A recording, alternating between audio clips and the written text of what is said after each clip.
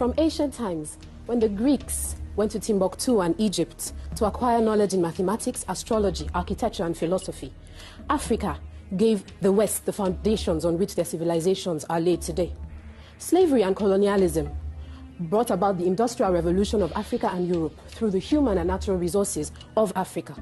Today, Africa still continues to fuel the lifestyle of the West, producing the essential raw materials that make up 65% of the imports of the United States, 45% for France, and 65% again for the United Kingdom. 6 out of the top 10 diamond-producing nations in the world are African.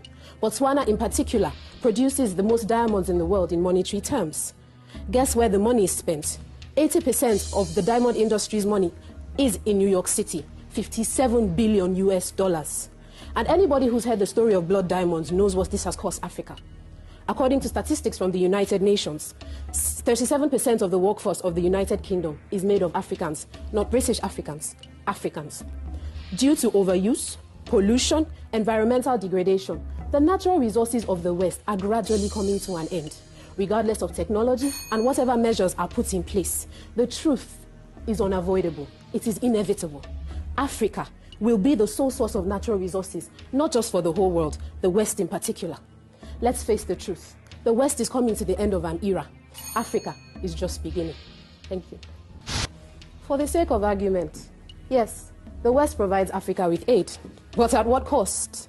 The IMF and the World Bank constantly coerce African governments to open their countries up to Western corporations.